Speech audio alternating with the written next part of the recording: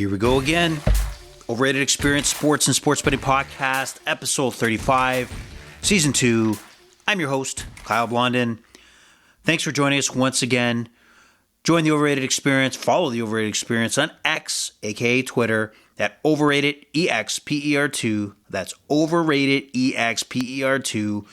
Follow the journey that I'm on as a square better. For those out there non-professional, trying to find my way around the betting world, but also talking about the top topics, say that 5 times fast, in the world of sports every week, hopefully twice a week, but at least once a week here on the Overrated Sports and Sports Betting Podcast, Overrated Experience, that is. And if you've tuned in, you know our focus right now has been NFL, because that is the king of all betting at the moment, and most of the stories and big news and eyeballs are on the NFL. But we'll touch upon non-NFL news. As the NFL season winds down, we'll transition to those other popular sports out there, NBA, NHL, NCAA basketball, maybe tennis, maybe golf. Depending on the event, maybe we stick to the majors in golf, for example, or the big UFC fights. A lot of stuff going on, a lot of stuff to discuss.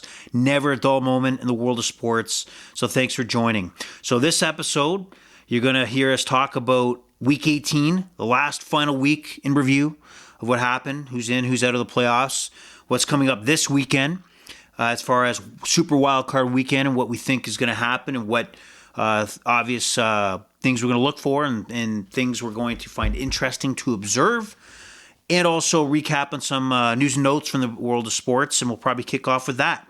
So, to kick off the Overrated Experience Sports and Sports Betting Podcast, we're going to look at some of the top stories, and that includes, we'll start off with a non-NFL story, and that's the NBA. Draymond Green looking to come back. He is on his way back to the Golden State Warriors after a suspension, after another physical altercation against an opponent.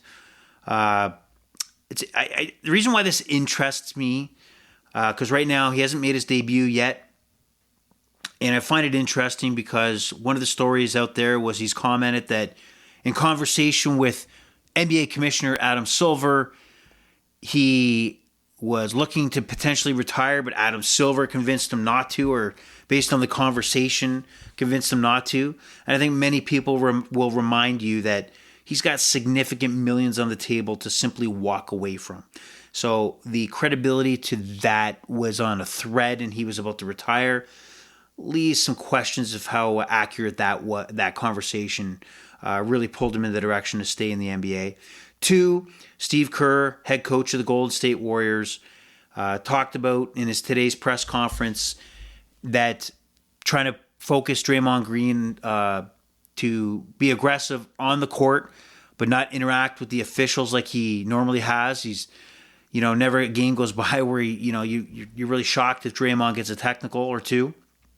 So, really interesting time period for the Golden State Warriors and their franchise and the era of what the Golden State Warriors are. I mean, if you guys are growing up and you're kind of hitting your peak of, all right, now I'm really into sports, and this is not even that long ago, so this makes me feel old. The Golden State Warriors ran the show for many years. The Splash Brothers, Steph Curry, Klay Thompson, and Draymond Green in there. And you got Andre Iguodala, Kevin Durant at some point during that era. The new era with Andrew Wiggins and a few other players where they rebooted and knocked off Boston. And just, you didn't see a final without Golden State in there. They dropped 2, one against my hometown Raptors and one against Cleveland and LeBron's championship to Cleveland. But they had a hell of a run. And they overwhelmed teams with their shooting. And just out-muscled, just destroyed teams. And you add a Kevin Durant for those couple years, almost unbeatable, right? I don't want to say it, but the Raptors championship was helped with the Achilles injury to Kevin Durant. No question. There was an impact there. But you look at the sports and you just look at every era and every team that's a super team. And players, whether they be like Draymond Green, where he plays on the edge. He punched Jordan Poole in practice, his own teammate. Punched him, viciously and violently.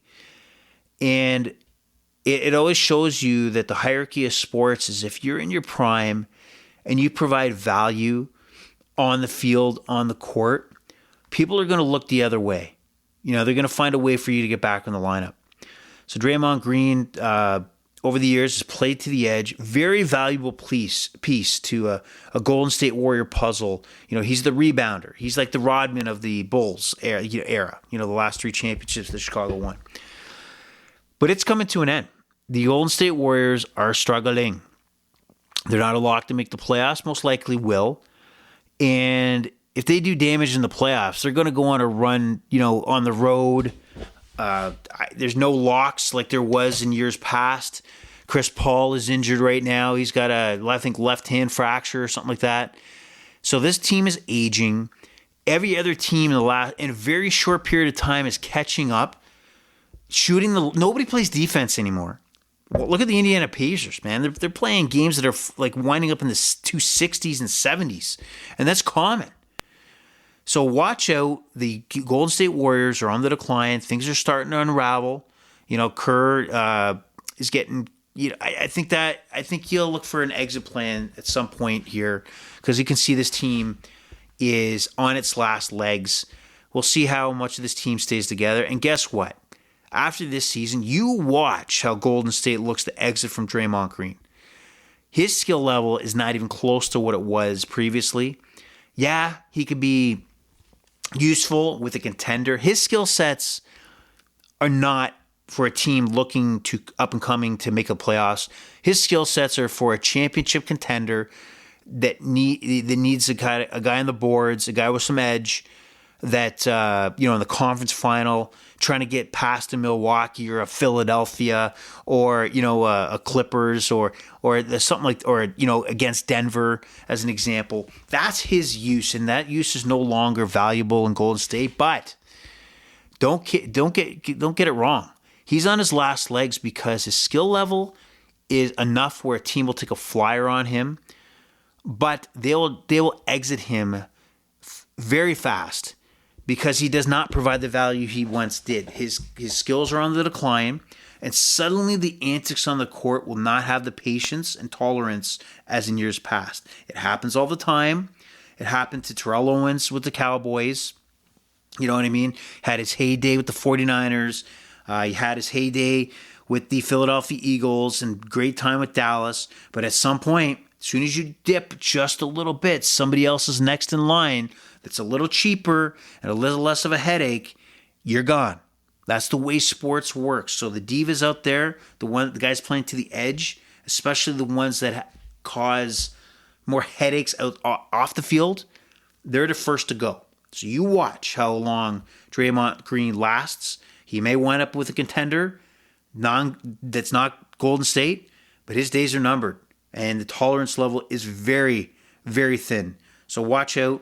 Just that story develop over the rest of this season and heading into the offseason and going into next season. So I think that story is going to play out very, very soon.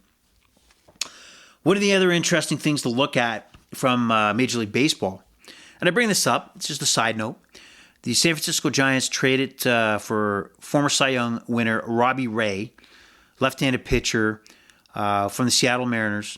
The reason why I bring this up is that there's franchises in sports that seem to make key moves and always find a way to get back to relevancy. You find it with the Pittsburgh Steelers. They haven't won a Super Bowl in a bit since the early years and mid-years of Big Ben, but they're always relevant. They're a threat and or they're in the mix for the playoffs. There's something about their franchise. The Ravens are the same way, well-run franchise. And you look at the San Francisco Giants in baseball. They seem to have up and down seasons. In their 3 World Series, it was win one season, tank a season, win another, tank a season, win another, tank a season. But they continued to put strong teams together and make smart trades. You would think that Robbie Ray is maybe not on the decline, but his shine was a little off when he left Toronto going into Seattle. And that's why, obviously the Mariners are looking to move out of that contract. But they're going to get top value out of having a guy like Robbie Ray pitch in that ballpark. So just a sneaky move, impactful move. And I think you'll see it pay dividends where, the Dodgers in that division are obviously blowing the doors off, signing the Otanis of the world, and just signed Teoscar Hernandez to a $20+ million one-year contract. So watch out for those sneaky, smart moves. They got money, but I think they know where to move the right pieces to contend and stay in the mix. Contend, you know what? Keep the Dodgers honest in the West, and also contend for a playoff spot. And then you tighten up, a starting staff that has to go a short series, and you put a Robbie Ray in that starting rotation. You got chances. You got a chance. You got a chance to knock off those heavyweights like the Dodgers in a playoff setting. Maybe not across 162, but in a playoff series, you never know. And Robbie Ray, smart ad by the Giants. Watch out for them. Coaching carousel. Usually there's Black Monday in the NFL. We're not talking about shopping. We're talking about people losing their jobs. And what's interesting this year in the NFL, there are some big, interesting names to talk about. So who's in, who's out? Well, we know who's out. Midnight hits Sunday night after Week 18. The Atlanta Falcons, who sounded like they were going to retain the services of dipshit coach Arthur Smith, decided to do the right thing and part ways. I love the statements that we've decided to move our separate ways. We'd like to think blah, blah, blah. And then headlines like he's fired. And this is off, if you've seen the end of the Saints-Falcons game where Jameson Winston, who was in, for Derek Carr to end the game and took a victory, supposed to be a victory kneel down, decided to hand the ball off to Jamal Williams to score a touchdown because it was his first of the year, overruled the Dennis Allen in the coaching staff, which you could debate what should be done about that, because that's a heads up. That's a weird one. That's what do you do in that one? So we'll see what the Saints do. But nevertheless, Arthur Smith out in Atlanta. They have some interesting weapons there. They don't have a quarterback. They got Bijan Robinson, some weapons there. Kyle Pitts, who's never really tight end for the Falcons, hasn't really hit his peak or hit his stride yet. But they have a lot of interesting weapons, a weak division, and Arthur Smith could not use the parts in front of him to be successful. That loss against Carolina, absolutely horrible. Flip-flopping between Desmond Ridder and Tyler Heineke, just lost. I think that was it. Like indecisive decision-making, desperation, bad game management. It was inevitable. He was gone. They made the right decision. Titans decided to part ways with Mike Vrabel, which is interesting because I'm pretty sure he'll have his phone ring a few times from leaving Tennessee, and I would expect that he should. I think Mike Vrabel is a good coach, and a team looking to build a program, meaning that they're not looking for that coach to take them to that next step, but more of I want to bring in Mike Vrabel for a couple, like 4 or 5 years to build the program. I think that's the smart play, and I think he should hold out until there's a program that involves a quarterback, because that's what he was missing in Tennessee. They basically went with Ryan Tannehill as their peak of a quarterback play while he was there. Traded away A.J. Brown. Really didn't give him, I think, the tools that he needed to be even more successful and actually make a deep playoff run. But if he can get a job in, let's say, L.A., with Justin Herbert, even though there's a few guys ahead in line most likely, like a John Harbaugh, who just won a national championship with the Michigan Wolverines. That'd be interesting where he goes. Not sure what kind of coach is going to be clamoring to take the Tennessee job. You'll probably see a first-time hire there. Also, Belichick. If you watched New England and the New York Jets, I know that both teams weren't necessarily hyped to win that game on Sunday, but I think the way that season finished for the Patriots, I think there's everything you need to know.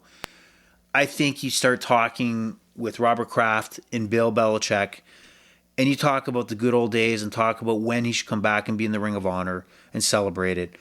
His time is expired. His time is expired in New England. He needs a fresh look, if anything at all. I think a team's going to overpay, but he needs a fresh coat of paint somewhere else. And the Patriots need to move on. There will be some lean years because of the cupboard is dry, and that is because of Bill Belichick's non-ability to stock up on talent and depth on this team to be successful. Skill is lacking with the Patriots. Mac Jones' experiment did not work. What do they do at the quarterback situation? So now that they're kind of in limbo with the quarterback situation, and they got the number 3 pick, is that they either got to decide, I'm going to grab a coach who's going to take us into the next 5-6 years. Is that Mike Vrabel? I don't know. I'd be cautious if I were him. But if he's got a commitment of 5 or 6 years, maybe it's come in. Maybe we wait on the quarterback if the top 2 picks are Mayo and like Williams, and maybe move down to the draft if you want to draft a guy like Penix that just quarterbacked the Washington Huskies to a national championship. Or you take a Marvin Harrison Jr. But why would you take a Marvin Harrison Jr. if you're not planning to have a quarterback in play? And maybe it's a trade you make. I don't know. But I think the program and the outlook for the Patriots needs to change, and that's not with Bill Belichick. An interesting job out there is obviously the Washington job.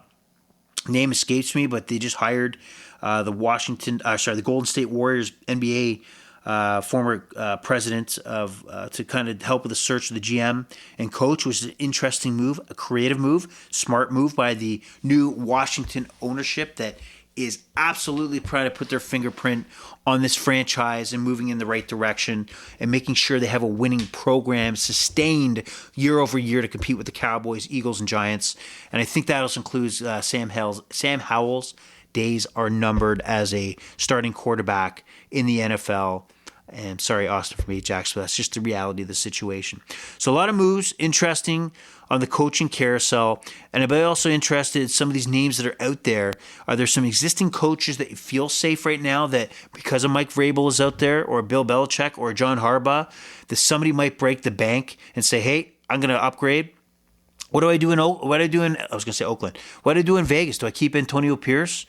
Or do I have a coach? If Mike Vrabel is interested to go to the Raiders, do I not explore that as I'm building a program for the next 4 to 5 years? Or John Harbaugh wants to go to Vegas? How do I say no to that? You got to do something to change these programs around, not just for 1 year, but sustained winning culture performance. So we'll see what happens all over the league.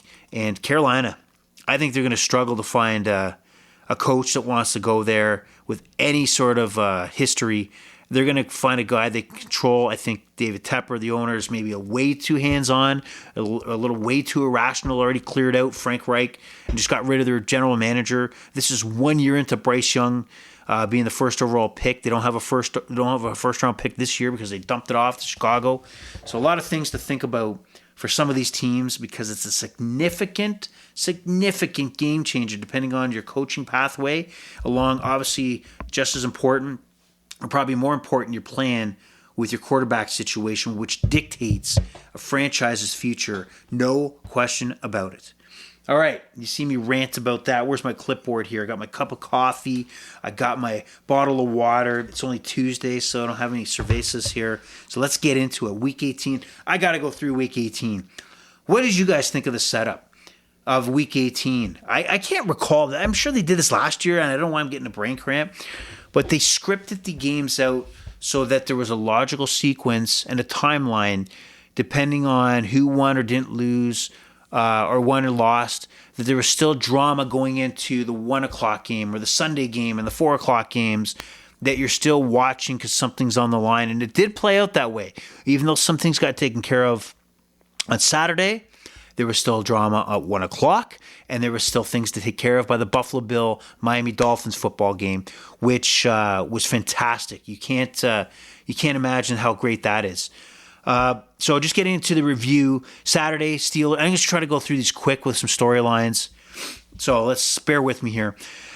Steelers going to Baltimore, bad weather football game, low scoring game, running game for sure. Harris, Warren. Steelers win this game. I mean, there was some drama there until the second half where Rudolph finally put the ball in the air. Big, long run touchdown.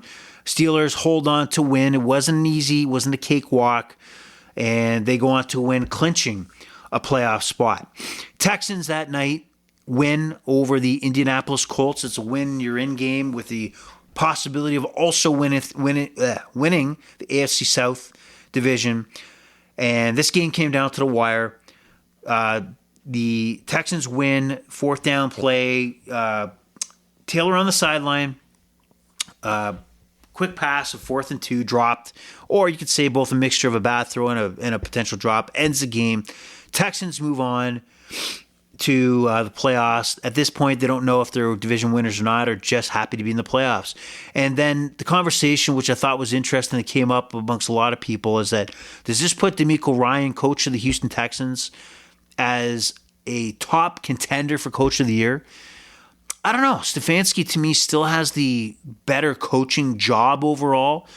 Don't get me wrong. DeMeco Ryan is a coach that you're thanking God here that, hey, maybe that's a little too strong, but you're thanking the heavens that you have this guy running your program for what Houston needs going over the next 5 to 6 years. Things are looking bright in Houston, but I think Stefanski is still, for the Browns, still your guy. Going through 3 different quarterbacks, I think 3 or 4 quarterbacks to get to, 3 quarterbacks I can recall to get the 5th spot and have such a great season. Jaguars choke. Like, can you remember that Monday nighter against the Cincinnati Bengals where Joe Burrow is out, Jake Browning comes in, and the Cincinnati Bengals just keep hanging around, keep scoring, and Jacksonville just can't put them away. Trevor Lawrence gets injured in that game, has to leave early. McManus misses a field goal. They lose in overtime. So they lose in overtime or late in the game. I think it was overtime. I can't recall, but whatever. They lost. And things just went south with the Jaguars. And they completely shit the bed walking into Tennessee, failing. And so they have a lot of questions. Where do you take this franchise? They were on the up. Their stock was going up, and now it's crashed down. Is it overreaction to think Doug Peterson's got a problem with, and maybe you need to switch there? I don't think that's the case. I think you hold on and give him a chance to kind of reevaluate. The question about Trevor Lawrence, do you give him that big contract that you would to your franchise quarterback in the hundreds of millions? I don't think the Jaguars have a choice. I think Trevor Lawrence is still reaching his peak. So I think it'd be a mistake not to move on, because you may never get that chance to have a quarterback to at least his caliber or potential going forward in Jacksonville. So be careful what you wish for if you're thinking to wish not to give Trevor Lawrence that big contract that goes out to the quarterbacks. Lions over Vikes. Not a shock there. Dan Campbell having more of the philosophy, play everybody. Still had a chance for the number 2 seed. The odds were very low that they would secure that number 2 seed because they would require the Dallas Cowboys and the Philadelphia Eagles to lose. But he played it. Now, the danger here is Laporta, tight end, rookie tight end. Looks like he's gone for a couple weeks. Enough where he'll be out of the wild card game against the Rams, which is significant. And for all those, and just taking a step back to the Ravens for a second here, that was the focal point for the Ravens. Was because in the past where they did have that week bye a few years back and their performance coming off the bye, was it a right idea to sit so many of their impact players? And when you look at this weekend, you look at some of the injuries that occurred. You have, obviously Laporta. You have A.J. Brown now in Philadelphia. I don't know what his status is. His knee is out. He got busted up in the game against the Giants. That's not good for the Eagles. You have even Jalen Hurts with his finger we'll talk about. Should be okay, but the risk was high there. Now, who knows if he's 100%. You look at a lot of guys going down for significant season-ending injuries. Although I do understand that you run the risk of running flat coming out of that bye week, you cannot risk injuring Lamar Jackson. You just cannot do it. His bread and butter is to be on the run, running around the pocket, and all it takes is a hammy. Pulled hammy, a twisted ankle, a busted finger, a concussion, something where the risk and reward is simply not worth it. You should look at it as a situation where you've learned that your week off previously, it didn't work out. What during those 2 weeks, because he sat and he's going to wait another week, could you change up so he's better prepared? Lamar Jackson is also a few more years into his career. He's a veteran, and I think you got to count on him to be prepared. And even if you run the risk, and if he's injured, you're done. You're not going to the Super Bowl. You're not going to make the best team on the field possible. It's just not going to happen. You cannot play him in that game. I don't give a damn what you think. It's just not smart. And they made the right decision. And you got to hope that I said John Harbaugh when I said Michigan, I think earlier, but John Harbaugh, the brother of Jim Harbaugh, Michigan coach, the Super Bowl winning Harbaugh, John Harbaugh, is one of the best coaches in the NFL of knowing his talent and knowing what to do and putting the right chess pieces on the board at the right time. So I'll trust his instincts to keep Lamar off the field and keep some of those other guys like Odell and even probably Kyle Hamilton, who was banged up. These are game changers. You need to be on the field and not risk. I don't care about what was Lamar going to do even if he did play. Stick around in the first quarter. Maybe not even orders, not take out for the pocket and just chuck the ball a few times. What's the value? Zero. So, right play, and we'll see what happens. Tampa Bay clinches over the Carolina Panthers. Carolina Panthers, have you heard the stat? They did not hold the lead in the fourth quarter. Like, they didn't.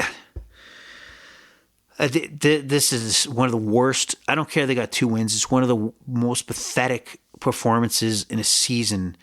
And they may have damaged Bryce Young. They're all over the place. They're going to struggle finding an impact coach. Good luck to them because they're battling uphill. They don't have a first-round pick. Don't know what's going on there. We'll see what happens. But Tampa Bay looks like Mayfield's a little banged up. They have not impressed me the last couple weeks. They've limped into the playoffs and won the division. So I think maybe the Eagles, as we'll get to the Eagles, may have found the right team to maybe play against right now, as the Eagles have fallen off the track. So if there was a team to play in the playoffs, maybe the Buccaneers are that team versus any other of the 5 or the 6 other teams they could have played, or 5 other teams they could have played. Jets, Pats, I talked about that. Bill Belichick, just got to go. Cincinnati, Cleveland, just make a note, this is a nothing game, but interesting comments by Jake Browning. He, in his press conference to end the year, talked about he was good enough to be one of the top 32 quarterbacks in the NFL. He's on the team with the top 5 quarterback, referencing Joe Burrow. I'm not sure what you think about that. I'd love you to hit it up on Overrated EXPER2. That's the Overrated Experience Sports and Sports Betting Podcast. Twitter account, as I talked about at the top of the podcast. Is Jake Browning a top 32 quarterback that should be starting in the NFL? My thoughts is he could be. I mean, is he a guy that let's remember, there's top 32 quarterbacks in the NFL, but there are certain cycles of teams that are in between their plan, meaning they either have drafted a young quarterback they foresee as the future of that franchise, or they're positioning themselves when their opportunity comes up that they'll draft a quarterback early in the first round. I don't see Jake Browning that guy that's going to sway a team to go against that plan. He'll be the guy to cover the first couple of years and then transition away. So Jake Browning, yes, is good enough to be a top 32 quarterback, but it's hard to say that he'll be the guy for a team for the next 5 to 6 years and somebody banking on him. So he falls maybe, and we're not even there yet. It's very early in his professional NFL career as far as getting a lot of looks. Is he a Jimmy Garoppolo guy where you got a nice run and then you'll bounce around because a team needs a quarterback and they need something fast and quick? I think that's where he's going to stand. He's never going to be your franchise guy. Atlanta, New Orleans, talked about Artie Smith being fired. Jameson Winston, his victory, I don't know what to say to that. Shannon Sharp, if you listen to him on ESPN, he talked about I would let him go right now. So we'll see what happens there. What else do we got here? 4 o'clock games. We went into the Green Bay Chicago matchup. Green Bay wins. They get the playoff spot. That's what happened. Green Bay did hold on. I think when you look at the Chicago side of things, the big thing here was Justin Fields' last game potentially with the Bears as they hold the number 1 overall pick. Caleb Williamson out of USC, thought to be a generational quarterback available. That's if he declares for the draft, which you got to believe he will. Not guarantee, but he will. I can't see him backing out now. But I think the Bears would be crazy not to think about moving Fields. I mean, he was 11 for 16. Your franchise quarterback is not. Honestly, you're not going to run. You're not going to stop yourself from drafting a potential generational quarterback for a guy that throws the ball 16 times in a 2023/24 NFL football game. That's not a franchise quarterback. I'm sorry. It's not. He's a solid quarterback. A lot of places I could see Fields being successful. I heard somebody drop Pittsburgh potentially would be a spot. And I think that would be a great spot because he would add value as a good quarterback on a team that is a great franchise. So he does not fit in Chicago based on them owning the first overall pick. There's no debate about that. And if they're debating about that, you might want to think about clearing out that management team in Chicago. New York Giants destroy the Eagles. The Eagles are falling off the rails. The Giants rolled them badly. Tyrod Taylor looked like Joe Montana out there. A.J. Brown hurt knee. And if you've seen the clips of Jalen Hurts' finger going the wrong way, man, I don't like bones going the wrong way, but it looks like there's no break, and maybe it was just a separation. They were about to put it back in place. I couldn't tell if Jalen Hurts left the game because the game was kind of out of hand, and that's where Mariota came in. But it sounds like Hurts is ready to go. But how much is that finger an issue going into that Monday night against Tampa? Cowboys destroy the Washington Commanders. Commanders put up a fight early, but just they're done. Ron Rivera was fired. So I mentioned the Commanders are looking for a head coach, but Ron Rivera time in the NFL is done. I think I can't see another team bringing him aboard in any way. And if they do, they may have forgotten the Washington years and strictly focused on his good times in Carolina because it was a mess there. And Sam Howell, you're not the future there. So I think you'll see him out or backing up holding a clipboard in Washington or somewhere else in the near future. Rams knock off the 49ers, really a nothing game, but was it? Carson Wentz came in for the Rams. They win 21-20. I believe this put them in the position to be against the Lions with that victory instead of being the 7th seed. So Rams win did make a difference. And Bills, Dolphins. Man, what a interesting matchup. So the Bills knew that because of the Jacksonville Jaguars losing, that they clinched a playoff spot. But what was on the line was home field advantage in the first round, second seed in the AFC. And they walk in down 14-7 at halftime. And in a halftime, I don't know how to explain this, is that to me, Josh Allen can be one of the most dominant quarterbacks, most unstoppable quarterbacks in the NFL. And his peak performance that I've ever seen of Josh Allen was obviously a couple years ago in that playoff loss, OT loss, where he never touched the ball in overtime, against the Kansas City Chiefs. And he was just like fourth downs, bullets here, bullets there, run for first down. And in this run to get back in the playoff hunt, he's shown that.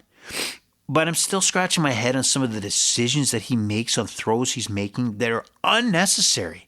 Like just unnecessary risk that a guy that's been in the league as long as he has is still making. Like his first interception on Sunday night, he just turns his head and throws it in the end zone where points are available.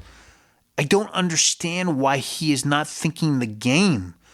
Like he's smarter than this, and he just has a software glitch or something that he makes a dumb, boneheaded decision. He's too good to make these stupid decisions. So, when you see a Josh Allen game, there's a lot of risk involved because he'll look like instant Hall of Famer and then just shit the bed on one play. that significantly turns the game. In the end of the first half, he also throws, the Bills are down 14-7, already in field goal range. They have, time to get the ball to the end zone if they want to, so that if something doesn't work out, that they still have time to kick the field goal because the clock stops.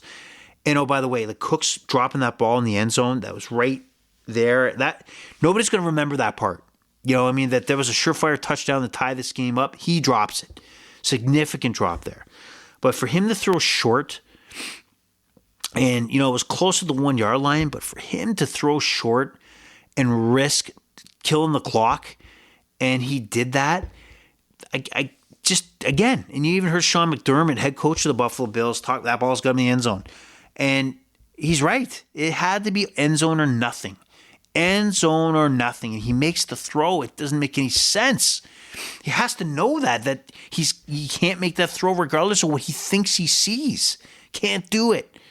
And that could have cost them, potentially the division and being on the road versus actually hosting a playoff game like they are. They come back, they win. I'll take Josh Allen any day, but man, if the Bills can dominate teams if they just stay out of their own way.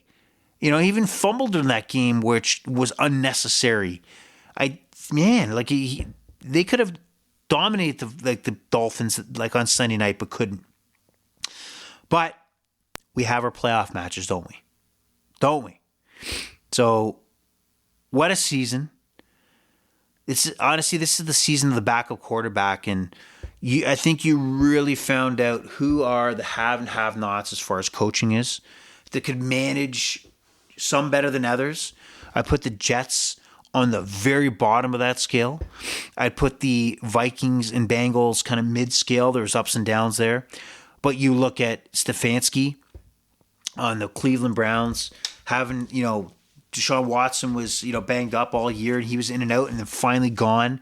Had to go to his rookie quarterback, and then Joe Flacco out of nowhere, bringing the 300-yard games here and there. Bam, bam. Joe Flacco, better than I seen him, in a Super Bowl MVP year. To me, I always hated Joe Flacco, to be honest. He's looked great now, but what a coaching job.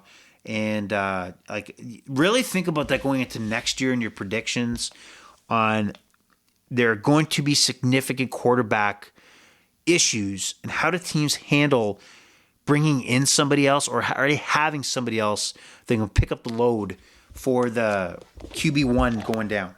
Interesting. But what I want to play for you before we get into the Super Weekend, by the way, Super Wildcard Weekend, is every so often, I'm on Twitter, X, and I come across some stuff that just makes me shake my head. And there's things I see in the sporting world. I'm a fan. I take it from a fan perspective. I'm not a professional. I don't play one on TV. I don't get paid. But when I look at certain things I watch, I think I've championed, VSiN. It's a gambling network. And if you're not going to subscribe to VSiN, listen to their podcast. If you love sports betting, all day they talk about sports betting, and they have the podcast dropped quickly throughout the day. You can spend the entire day, every day, listening to sports gambling podcasts on VSiN, which I would highly encourage, if that entertains you, to explore it. Have it in the car, whatever you got to do. I know I enjoy it. I especially enjoy Follow the Money. What I like about it is these guys like Paulie and names are dropping. I'm losing my thought process on who the hosts are. I'll give it to you before the show ends. But Paul Howard's one, and I like them because they're professional gamblers. They're gamblers. Like you could tell that they're gambling on tons of stuff. I love to pick their brain on what their day looks like and what their strategies are. But you can share the logic. You provide logic to what their thinking is on why they're putting money on something or a future or maybe hedge the bet. and you always get a chance to hear the next day if something did not come through, what their thought process was, and oh man, I made an error here. And you know why? Because they play in the long game where it's, I'm not going to hit a home run every play I have, but I'm going to try to put myself in a position to be successful based on the information that is in front of me, and I'm going to share this with the audience. And just to be correct, sorry, I don't want to miss the names on here. So it's Mitch Moss and Paul Howard. These are the two guys that host Follow the Money. I enjoy their conversation. There's humor. There's insight. There's a lot of stuff about the gambling that really makes you think and really can digest and try to apply it to yourself. These guys are professionals. You just listen and kind of, that's how a professional works. Maybe that's not my level, but it's interesting to know. And same thing with Bet the Board. Bet the Board podcast. Great conversation, great insight. Telling you, when a season starts in the NFL or college football, the breakdown in detail is fascinating to the research that goes on with the team at Bet the Board. But then you have these shitty shows, whether it be ESPN's panel, all they do is sit around a goddamn table, or Colin Cowherd as an example, and they got to go on daily. They have to go on daily and say something shocking that really they're never held accountable for to get your attention, to get the soundbite, to be on Twitter and get that 15-second reaction. And it must be hard because that's your whole goal. I got to keep saying something exciting. I got to move my hands. I got to talk loud so that you pay attention to me and click, click, click, click. But the value is so low and pathetic that it just irritates me. And again, as a fan, I have a couch and I have an opinion, and this is my opinion. So, I'm stumbling across a show. I'm just on Twitter. It's not a show I watch. It's called First Things First, and you have a host on there named Nick Wright, and you probably heard his take on Aaron Rodgers and the whole Pat McAfee and Jimmy Kimmel stuff. That I'll let you pay attention to that. I'm not going to go there, but you may know him from that. But this was his take as an example back on November 22nd or 27th. And the reason why I'm showing you this is that it's entertainment. But these guys are like sporting evangelists. Those churches where like I'm the word of God, heal this man, heal this boy right here, get him out of his wheelchair, praise Jesus. That's the kind of guys that these guys are. They're phonies. They're, what do you call it? What do you call it? They're snake oil salesmen, Praise to be, God damn it. You're going to come to my church, you're going to find the word of God, and I'm going to give it to you. That's these guys, okay? They talk loud, get your attention, look for clicks. These snake oil salesmen, the evangelists, sporting evangelists will stick with. How about that? So I'm going to play a clip and see how, this is from November 27th, and see how passionate Nick Wright is. See how he's trying to push this opinion as if you need to digest what I'm saying here. I'm going to wave my hands really high and you're going to believe what I'm saying, or that God's will punish you. All right, so the next up is the clip. It's about 1:27. I'm going to let it run for a bit, and here we go. Have the door open for them making the playoffs. Vegas gives them a 17% chance. The smart people at DVOA, Aaron Schatz and company, give them a 14% chance. I'm here to tell you it's a 0% chance. Because here's the reason people are giving them a chance is because they're like, well, if they win 5 straight. Guys, they're not a good enough team to win 5 straight. If you win 6 of 12, it's going to be December, and you win every other game, you're not, as your schedule all of a sudden turns hardest, going to all of a sudden turn it on. Right now, if I were to tell you, in order to make the playoffs, the Green Bay Packers have to win all the rest of their games, would you believe in it? The Rams, the Saints, The Falcons. But you know what they all have in common? Those teams aren't close to. I mean, in fairness, they don't have the quarterback that this team has. But they don't have the recent history that this team has. I understand that, but what they do have is 6 losses, like this team. They are looking up in the standings at Denver and the Colts. At some point, we have to kind of remove ourselves from our priors and say, if through 12 weeks, without the league's toughest gauntlet of a schedule, you have alternated wins and losses. If all year long you have won one game outside of your home field, and it was against Washington, you're not all of a sudden going to rip off 5 in a row, which is what they'd have to do. Okay, so that, if I didn't mention, he was referencing at the beginning the Bills. So he was going off about the Bills have 0% chance to make the playoffs. How'd that work out? Number 2 seed, hosting the Pittsburgh Steelers on Sunday afternoon. He also goes on to talk about the Green Bay Packers, the LA Rams. Are they in the playoffs? These teams are looking up. Okay, I'm going to go into my preacher voice. These teams are looking up at the Denver Broncos. Praise Jesus, the Colts, the baby Colts. They'll never reach the levels of the Denver Broncos and the Indianapolis Colts. Now, where are they? Like, these are such easy takes when the odds, and they were very low that the Bills could climb back and get into a playoff spot, much less end up in the number 2 seed in the AFC. The odds were very low that Green Bay could go on a run to make the playoffs. The odds were very low that the Rams would pick up, the slack of what was happening earlier on the season and be in the playoffs. But it's easy to have these opinions because he has nothing on the line.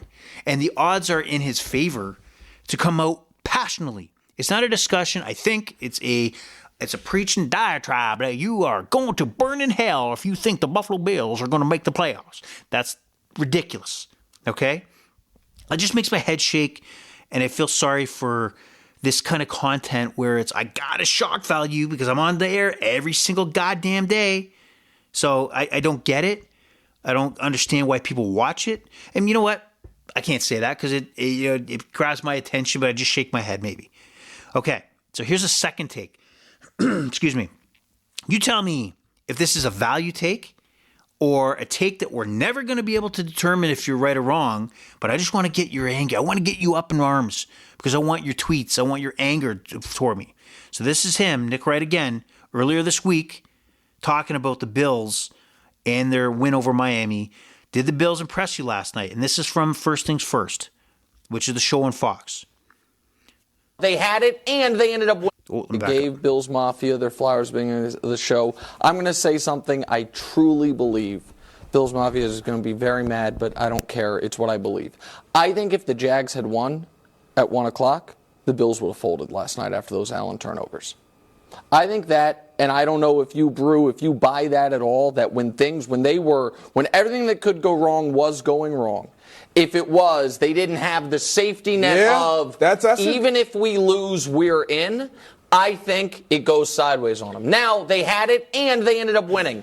And Josh made great plays late. He did. And so I give them, I truly give them credit for winning 5 games in a row when I thought their season was over, and 3 weeks in a row, in my opinion, winning despite not playing well. I thought they played poorly against the Chargers. I thought they played awful against the Patriots. And yesterday I thought they played really poorly until the punt return brew that you mentioned that then flipped the game. So they are dangerous. And they obviously got the team. Everyone in the AFC, I think, wanted to play in Pittsburgh, particularly with the T.J. Watt injury. I understand all that. But it was a respectable win. I don't know if it was an impressive win. Again, how are we ever going to know? Like, I can make a statement like that, but the way he's making the statement is like, again, preaching to the world that this would have happened. This is not my thought. I know he said that, but it's just a take that I feel is not necessarily how you really feel versus what can get me more eyeballs and clicks on my Twitter handle. What's going to get the people upset? Because upset is what turns people... I'm going to do the Stephen A. Smith thing and get people upset and get them to react to my comment versus actually having a value take. Hey, if that's the business, that's the business. But it just sounds ridiculous. like the whole preacher is the NFL preacher. The Buffalo Bills would not have made the playoffs, praise to God, if the Jacksonville Jaguars didn't fold like a cheap suit. First of all, I can't even remember if I'm doing the right impression each time I do it. So if it's off, my apologies. But if you watch the game, and you watch any NFL game for the most part, there are significant moments that, if something changed in those moments, could change the direction of the game. No question. But I mean, just because the Bills had, the comfort knowing that they made the playoffs, not knowing if they would have home field, but made the playoffs, was the significant turnaround in that game is ridiculous, right?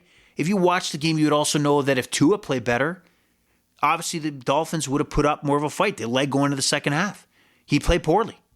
Also, if Tyreek Hill, he's a game changer. He had a few drop passes that were significant.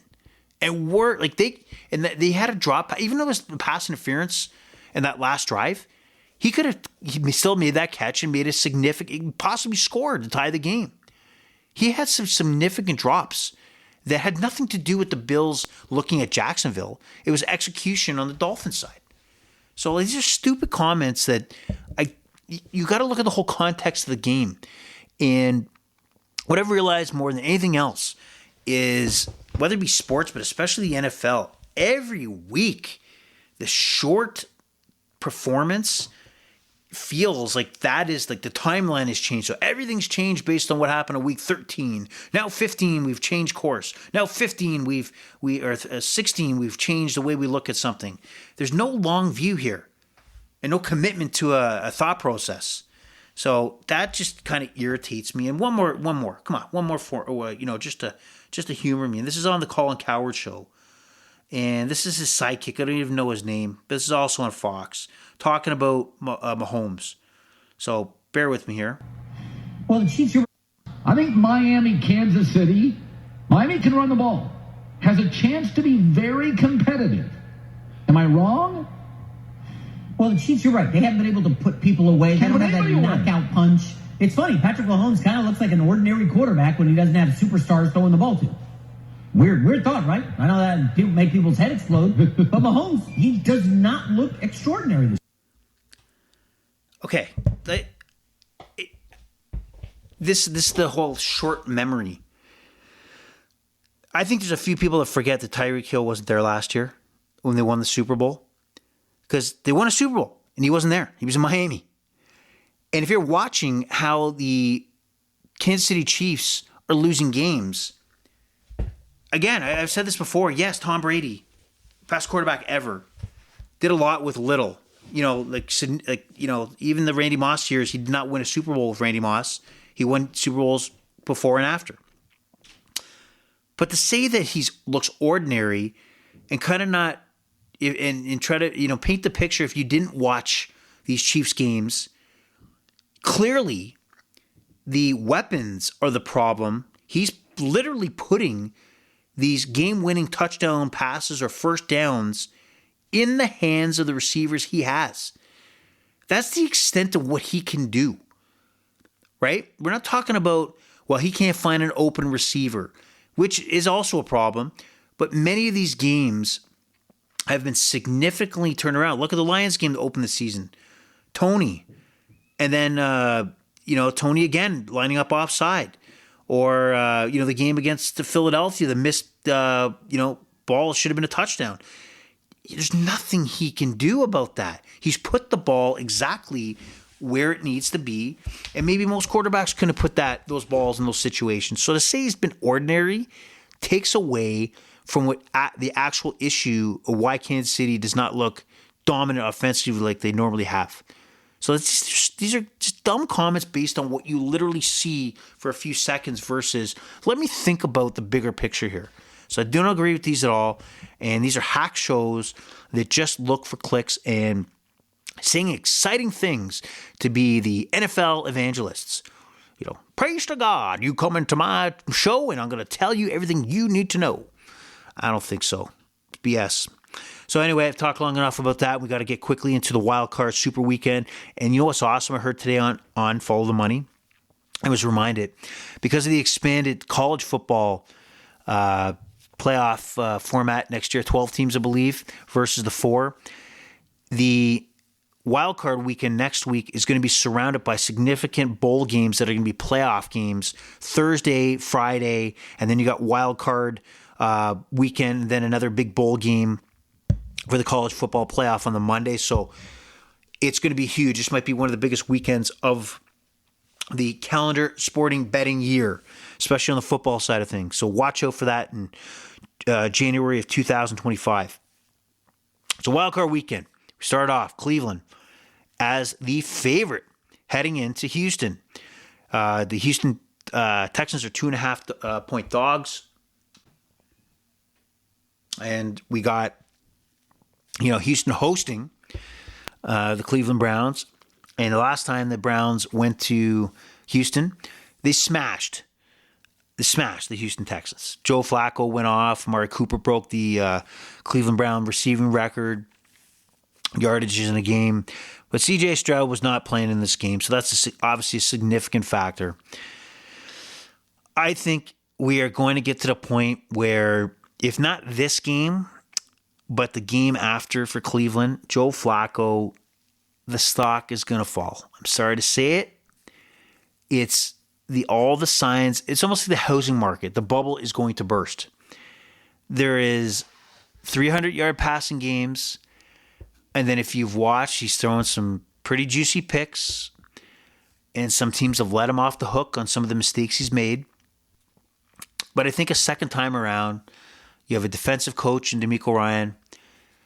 I think it's going to come to light that the negative is going to weigh out the positive in this game. And with C.J. Stroud in this game versus when he's not, I will take the home team, the dog. I'll take that 2.5. I wonder if the line stays there. Right now, I think, I don't know if more money will go in Cleveland or not when we get closer to Saturday afternoon, but I probably even take Houston money line plus money. So I'm banking on the rookie superstar quarterback, C.J. Stroud, 4:30 p.m. on Saturday. Miami Dolphins take on the Kansas City Chiefs. Miami Dolphins choked away the division, hampered by injuries, but had it in their hands. They could have done it on Sunday. They couldn't get it done. They go into Kansas City, who moved from a 3.5 to 4 point favorite on FanDuel. Now, significant, you got to watch out for many of these games. Weather does play a factor. So really look at the weather report for wind and cold. And this is going to be potentially one of the coldest games in NFL history. What do you think that does to a team that predominantly plays in Florida, in Miami, and they wear, white and teal? That doesn't bode well for them, does it? I think Mike McDaniels is a good coach, and they'd be stupid to move on from him if somehow they lose on Saturday. And they got a running game and a scheme that should stay tight, in this game. But I just can't bet against Kansas City. And I got to bank on Mahomes, even though I don't like it going to 4. But for this podcast, I'm going to take the Chiefs to cover the 4. I got to believe they're going to break out. Maybe a low-scoring game. Maybe Kansas City controls the ball. But I think maybe they win by a touchdown. Defense is going to play a role. Miami is so banged up. And compared to Kansas City, I think is going to provide a problem for Tua, especially in this weather. So give me Kansas City and give me Patty Mahomes, that ordinary quarterback, to cover that 4 points. And then we move on to Sunday. We got 3 matchups here. Pittsburgh, Buffalo. Buffalo is favored by 10 points, and here's the challenge. All right, you got a lot of things to think about in this matchup. Steelers don't have TJ Watt. Ugh. So what does that mean, right? That's a significant downfall in the, the ability of the Pittsburgh defense. He's a game changer. You also have, 30-mile-an-hour winds, significant winds. Does that mean we have teams going for it all the time in 4th down because they're not going to try field goals? Does that mean one side of the field I can't throw the ball? What does that mean to a 10-point spread? I don't know. But I can tell you right now, again, just like Joe Flacco, I got to believe the Mason Rudolph experiment is going to expire. The Steelers have had this uncanny ability to look great for a short period of time, and they have. They had the running game going. Najee Harris has looked fantastic, and Mason Rudolph has done what he's had to do to get them into the playoffs. But if Josh Allen does not shoot himself in the foot, it should be one-sided here, regardless of the weather. I can't see why the Bills don't sack the box, stop the run, and force Mason Rudolph in the wind to beat you. All right? At least the Bills have the ability for Josh Allen to take off and play a significant role as a running quarterback. I'm going to go on a limb here and say Bills are going to cover this 10 points. Going into the 4:30 game, interesting matchup. The Frauds, which are the Dallas Cowboys, are 7.5-point favorites against the Green Bay Packers. Maybe this is not the week that they become the Frauds, but something tells me that the Packers are going to put up more of a game than we think, that 7.5-point spread tells us. I'm going to go on a lib. I love Jordan Love. No, I'm just kidding. I just want to play the name game there. So Jordan Love has been playing well. And then I'm really taking a chance here because their secondary is messed up. And guess what? The Cowboys are at home, and they like to light up teams in Jerry's world. But let's see what happens. Okay? Let's see what happens. Oh, by the way, I forgot to mention Tyreek Hill back in KC. What a storyline there. Because I'm thinking now as we move on to the Rams, Lions, that we have the return of Matthew Stafford. Longtime Lion quarterback traded for Jared Goff, current Lion quarterback, wins a Super Bowl at the Rams, and the Lions are on the upswing. First division title, long time, absence from the playoffs. They come into this game, we're a 3.5-point favorite in FanDuel, now 3 points over the Rams. Interesting drama all around. What are we going to get here? I'm going to stick with the Lions at home. I think they are the better team. Defense is something to be desired. I think they can at least get enough pressure on, Stafford to put some helmets on him, maybe knock him out of the game or something. Yes, the Rams have had a successful season. I thought they were left for dead. A lot of weapons in the running game. Obviously, the receiving core. Puka has broke the receiving record for rookies, cut back in the lineup. And you got Aaron Donald on the defensive side. But I got to believe the home field advantage is going to pay off for the Lions. They win this game. And revenge for Jared Goff, who was bypassed by the Rams and, ejected from that organization. Monday night, interesting matchup. The Philadelphia Eagles, who have fallen off the radar, take on the Tampa Bay Buccaneers. And like I said earlier, I'm not buying that the Buccaneers are in a position right now where they're playing lights out as well. They've struggled the last 2 weeks offensively. They won the division.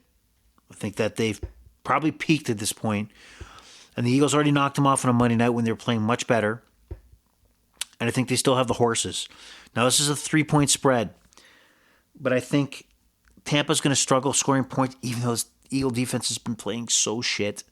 So shit is if the Tampa Bay Buccaneers could only put 9 points up against the Carolina Panthers, maybe this is what the Eagles defense needed. Maybe I'm wrong. But I just don't see Tampa Bay coming out guns a-blazing. Eagles probably have their remedy here. Like, people are actually asking for Nick Sirianni's job. Is he really in danger if they get knocked out? He doesn't get another chance to go into next season at least after going to the, one flag away from being a Super Bowl champion the previous year. Give him an opportunity to fix, what maybe he thinks was the problem going into next season. Come on. What are you going to do? So I like the Eagles here. Don't know why. They've been playing like shit, but something tells me that when it comes to playoff time, maybe they'll roll up their sleeves. Jalen Hurts plays more of a role. Not sure right now the weapons he's going to have, though. So maybe I'm going to regret this pick, but that's where you have it. Philadelphia Eagles over the Buccaneers. So we're just recapping, like the Texans, 2.5-point underdogs against the Browns, and Flacco to implode. If not this week, next, but I'm going to think this week. Kansas City covers the 4. Just the significant weather, cold, I think will play a difference. Pittsburgh on Sunday into Buffalo. I think Buffalo covers the 10 in a rough running game, but I think Pittsburgh will struggle to put points on the board. Green Bay covers 7.5 in Dallas. Maybe that's a crazy pick, but Dallas are frauds, and their true face will show at some point in the next 2 weeks. Rams, Lions. Lions covered the 3 points. Revenge for Jared Goff. And Philly, Tampa. Philly gets back on track at least this week and covers the 3 points in Tampa. Well, that's it. For you bettors out there, reminder that the Australian Open starts this weekend. If you guys like your tennis betting, and something interesting there is there's a lot of action, late night action. So get on top of that if you're a tennis fan. I don't know if I'll be betting it, but I'm going to focus my efforts on the NFL. Well, pleasure's all been yours. And the Overrated Experience Sports and Sports Betting Experience is done for another episode. Thank you for joining us. The Overrated Experience is over and out.